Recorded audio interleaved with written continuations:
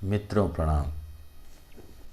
एक छोटा सा भजन है, ओशो के एक शिष्य ने गाया है और उसमें अपने गुरु के प्रति अहोभाव व्यक्त किया है।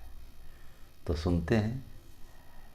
खुशबुएं तुमने जीवन में ऐसी भरी, हम गुलाबों की तरह महकने लगे।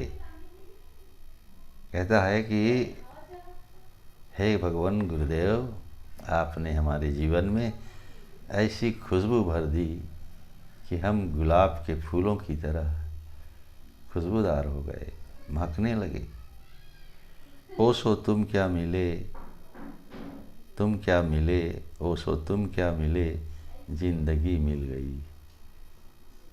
ओशो आप क्या मिले हमें कि हमें पूरी अपनी जीवन मिल गया, जिंदगी मिल गई, वरना तो हमारी जिंदगी न थी।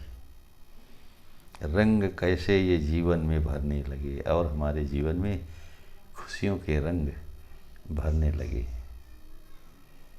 ध्यान से प्रेम से हम तो अनजान थे, हम अंधेरों के घर के ही मेहमान थे।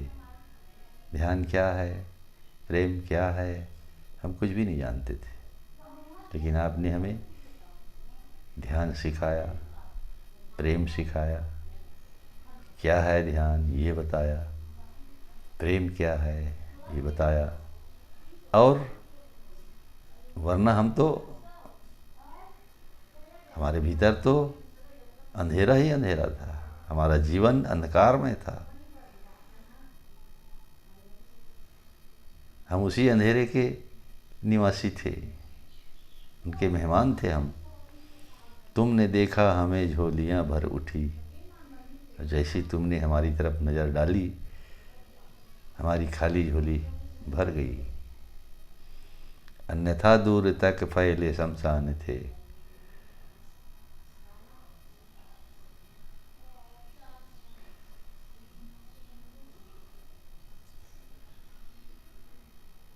जैसी तुम देखे झोलियां हमारी भरी, वरना तो जन्मों जन्मों से हमारे जीवन में शमशान जैसे घनघोर अंधकार था, निराशा थी, दुख था। हमको सन्यासी ने ऐसा रोशन किया, गीत उत्सव के राहों में उठने लगे। और आपने जो हमको सन्यास दिया, उस सन्यास की दीक्षा ने हमको, हमारे भीतर को रोशनी से भर दिया। एक प्रकाश हमारे अंदर ज्ञान का पैदा हो गया।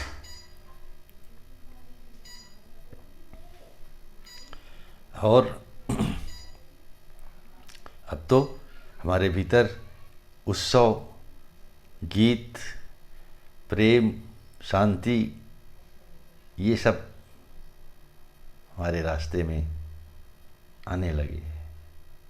हमारे जीवन में ये सब होने लगा, उत्सव उठने लगे। जब से ठहरे कदम बात बनने लगी, मंजिलें खुद ब खुद आके मिलने लगी। और जब से आपने ध्यान हमें सिखाया, हम चुप बैठ गए, ध्यान की मुद्रा में ध्यान में बैठ गए, ठहर गए। और जैसे हम ठहरे, हमारे भीतर मंजिल खुद ही हमें आकर मिलने लगी। बिना खोजे, बिना प्रयास के, बस ध्यान में चुप बैठने से ही ये सब कुछ होने लगा, मिलने लगा हमें। ऐसा मधुमास उतरेगा जाना न था।